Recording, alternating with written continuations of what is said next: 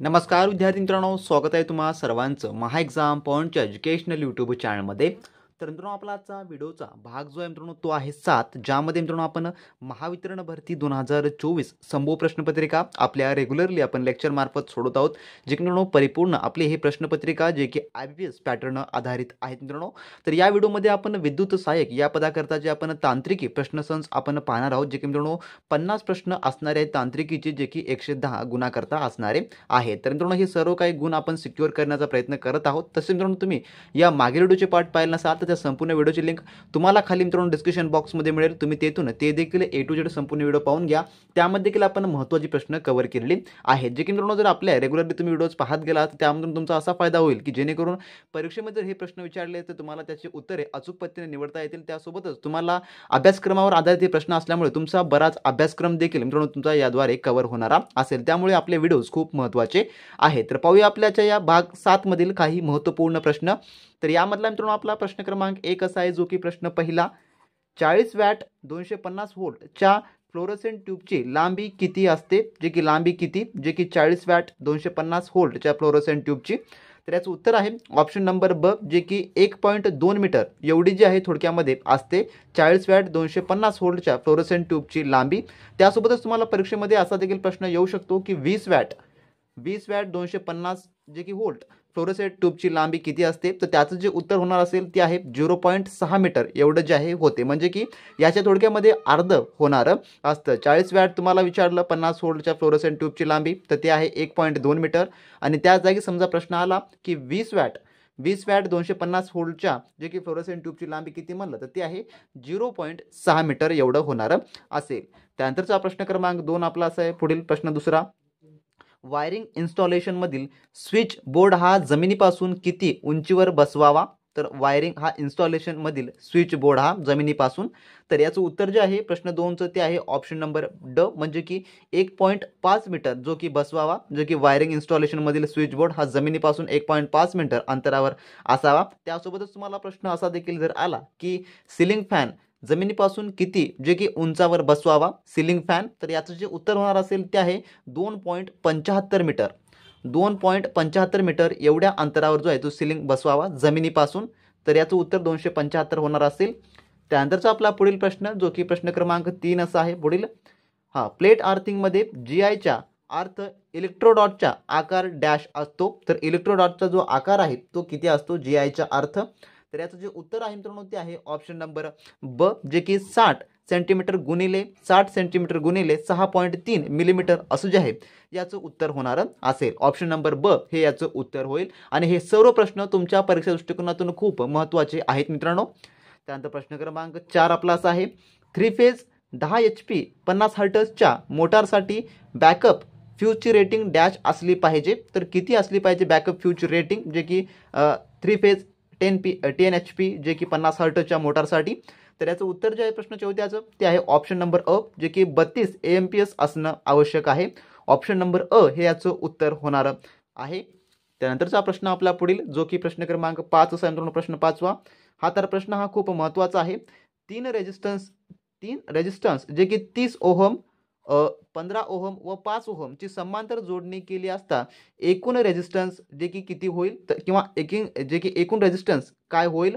तर याचं जे उत्तर आहे मित्रांनो ते आहे ऑप्शन नंबर, जे की ड, 5 ओहमपेक्षा कमी होणार असेल। तर थोडक्यामध्ये हा एक गणितीय सूत्रावर आधारित प्रश्न आहे आणि यासाठी देखील एक सूत्र आहे मित्रांनो, जे की तुम्ही लक्षात ठेवून घ्या, जे की 1/RT हा जो सूत्र आहे याचा रेजिस्टन्स काढण्याचा तो सूत्र आहे। आणि या सूत्रामध्ये आपल्याला याची संपूर्ण काही किमती बसवून घ्यायच्या लागतात, ज्यामध्ये 1/30 जे की अधिक 1 जे की दुसरं रेजिस्टन्स 15 आणि 1/5। आता याचा आपल्याला सर्वांचं काय आहे लसावी करून या पद्धतीनं आपल्याला जे आहे याचं आपण रेजिस्टन्स काढलं, जे की 5 ओहमपेक्षा जे की कमी येणारं असतं। तर या सूत्रानुसार तुम्हाला हे सर्व काही गणित या प्रकारचे सोडवावे लागतात मित्रांनो। त्यासाठी तुम्हाला सूत्र देखील माहिती असणं आवश्यक आहे। त्यानंतरचा प्रश्न क्रमांक आपला 6, प्रश्न 6वा असा आहे, जनरेटरचे पोल लिमिटेड का बनवले जातात? जे की लॅमिनेटेड का बनवले जातात जनरेटरचे पोल? तर याचं उत्तर जे आहे ते आहे ऑप्शन नंबर ब, जे की अँटी करंट लॉस कमी करण्यासाठी जे आहे जे की जनरेटरचे पोल जे आहे जे की लॅमिनेटेड बनवले जातात। ऑप्शन नंबर ब हे याचं उत्तर होणार असेल।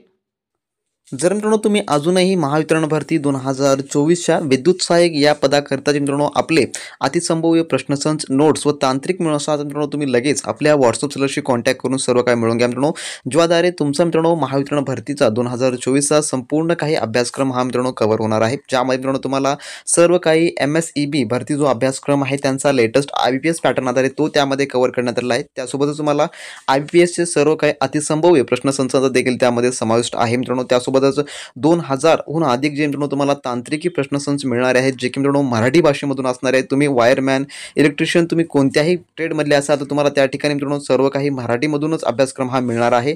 त्यासोबतच कमी वेळेमध्ये संपूर्ण तयारी होऊन जाणार असेल, कारण मित्रांनो आपल्याला माहित आहे आपली परीक्षा जी आहे फेब्रुवारी ते मार्च दरम्यान आहे मित्रांनो, त्यामुळे याचा जर तुम्ही अभ्यास केला तर मित्रांनो तुमचा सर्व काही अभ्यासक्रम कव्हर होणार असेल।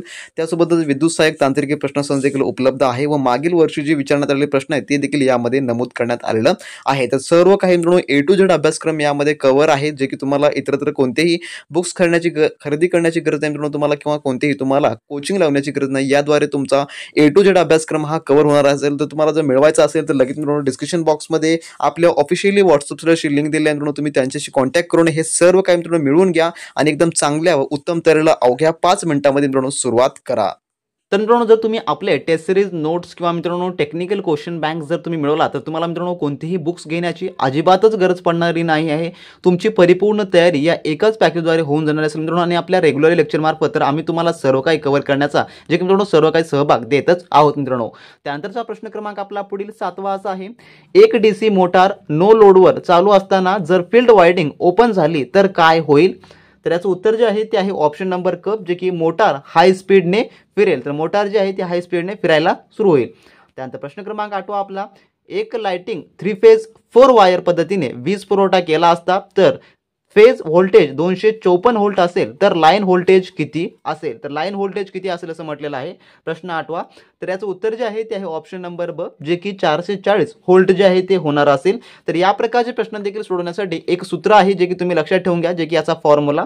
तर याचा फॉर्म्युला जो आहे थोडक्यामध्ये बी लाईन इक्वल टू 3x आणि V फोन असा जो आहे याचा थोडक्यामध्ये फॉर्म्युला आहे। तर V फेज हा याचा फॉर्म्युला आहे।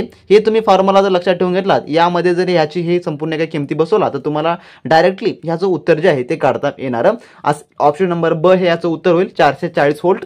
त्यानंतरचा प्रश्न क्रमांक आपला 9 असा आहे, एका लाइटिंग सब सर्किटमध्ये जास्तीत जास्त किती करंट मान्य आहे?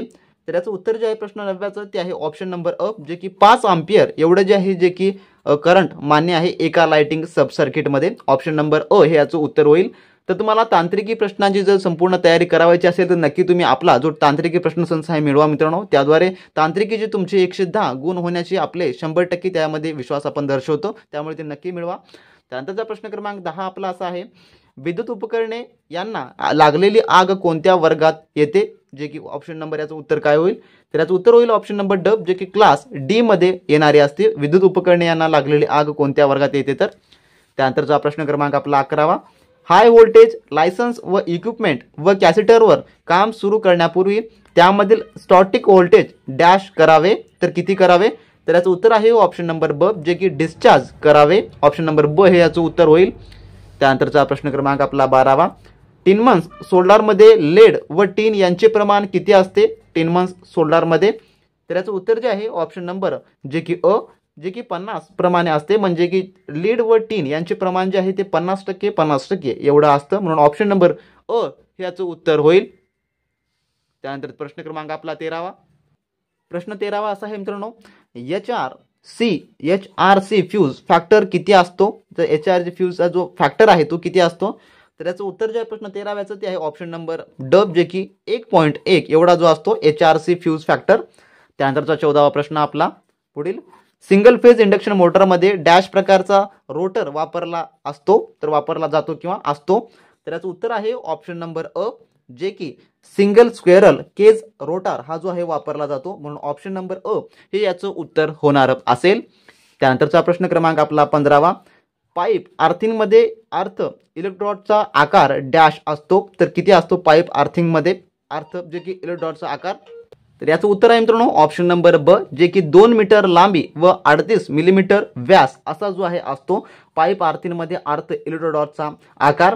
तर मित्रांनो असे हे आपल्या आजच्या व्हिडिओमधले IPS पॅटर्न आधारित टॉप 15 क्वेश्चन होते जे की आपण भाग 7च्या व्हिडिओमध्ये आपण पाहिलेला आहे. जर मागील व्हिडिओचे पार्ट पाहायचे तुम्हाला खाली डिस्क्रिप्शन बॉक्समध्ये त्या सर्व व्हिडिओची लिंक मित्रांनो देण्यात आलेली आहे, तुम्ही तेथून देखील पाहून घ्या. आणि ज्या विद्यार्थ्यांना विद्युत सहाय्यक या पदाची परिपूर्ण तयारी करावायची असेल, या परीक्षेमध्ये यश मिळवायचं असेल तर त्या विद्यार्थ्यांनी आपले एक्सपेक्टेड क्वेश्चनचे टेस्ट व नोट्स मित्रांनो नक्की मिळवून घ्या. डिस्क्रिप्शन बॉक्समध्ये आपल्या ऑफिशियली व्हॉट्सअपची लिंक जी आहे ती प्रोव्हाइड करण्यात आलेली आहे. तुम्ही त्याचा अभ्यास केला तर तुम्हाला कोणतेही बुक्स मिळवण्याची गरज नाही किंवा मित्रांनो तुम्हाला कोणतेही कोचिंग लावण्याची गरज नाही. तर मित्रांनो भेटूया आपण व्हिडिओच्या नेक्स्ट पार्टमध्ये नवीन प्रश्नांसोबत. अजूनही तुम्ही आपल्या चॅनलला सबस्क्राइब केलं नसेल सबस्क्राइब करून घ्या, व्हिडिओला लाईक करा आणि तुमच्या मित्रांसोबत व्हिडिओ शेअर करा मात्र विसरू नका. भेटूया नेक्स्ट व्हिडिओमध्ये. तोपर्यंत बी प्रॅक्टिस क्रॅक एक्झाम.